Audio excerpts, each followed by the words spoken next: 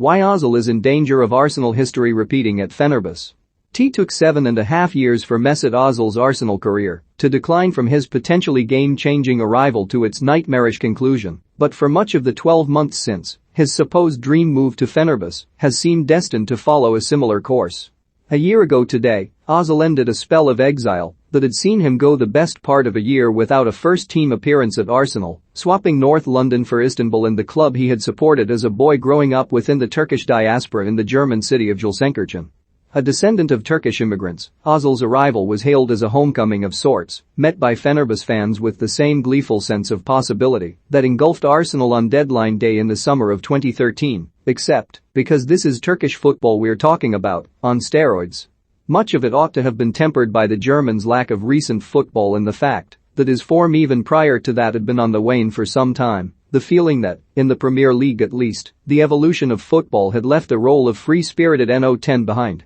By the end of his first half campaign in Turkey, Ozil had made just 10 league appearances for his new club, missing almost 2 months after suffering ankle ligament damage, and was still yet to score his first goal, but that did not stop him being handed the captaincy by new coach Vitor Pereira last summer. Sponsored Ozil at his Fenerbahce unveiling the pair shared a fractious relationship, the embattled Pereira struggling to coax the best from his most high-profile player and, for a spell in the autumn, struggling to find a place for him at all. There was talk of Ozil's growing frustration. The 33-year-old appeared to toss a bib in the direction of his coach after being left as an unused substitute for a league game in October, and the incident was predictably analyzed and overblown. It would not have made a top 10 of Cristiano Ronaldo's biggest strops of the month so far, but discontent was clearly bubbling behind the scenes. Fenerbahce president Ali Koç then took it public as, in a refrain more often employed by Tory MPs, he told Ozil he ought to focus on his football a bit more. By late November, however, Ozil was back in the side and embarking on his best spell of form in years, scoring 5 times in 7 league games in the build-up to Christmas, a run during which, with Fenerbahce showing no signs of challenging for a first title since 2014, Pereira, who has this week been interviewed for the Everton job,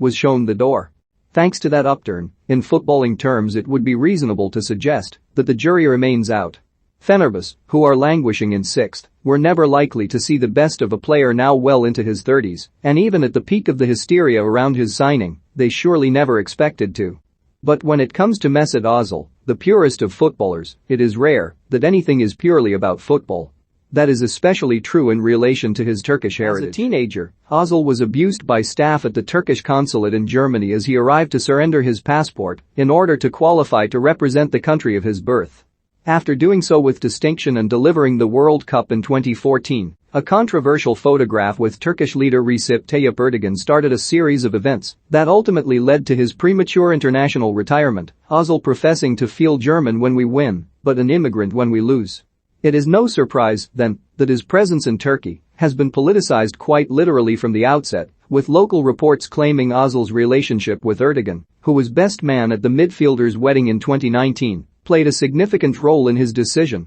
to choose the Turkish Super League over a move to MLS. Ozil's contract at Fenerbahce is worth $11.5 million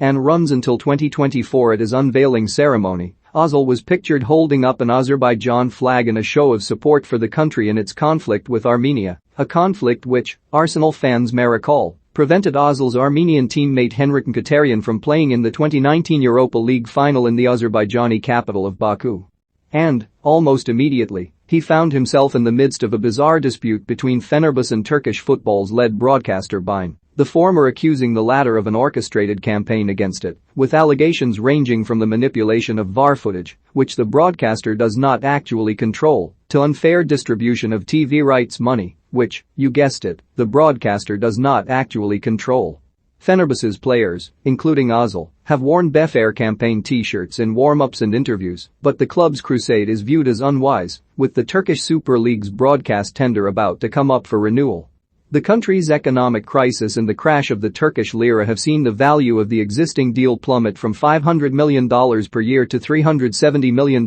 for the current season at a time when Turkish football is in dire financial straits, its biggest clubs, including Fenerbahce, riddled with debt. Ozil's signing was hailed as a boon for Turkish football as a whole, But against that grim financial background, it has increasingly been criticized as yet another example of excess in a league which has made a habit of offering lucrative paydays to aging stars. Koch, ironically, vowed to put an end to such practice when running for president in 2018, but was instrumental in pushing through the crowd-pleasing Ozil deal 6 months before his uncontested re-election. Speaking to Forbes last year, one of Turkey's leading football economists, Tugral Akser, said the transfer defied logic and must have taken extraordinary management and restructuring of club debt. Even having taken a major pay cut from the astronomical £350,000 per week salary he was reported to earn at Arsenal, Ozil's contract, worth $11.5 million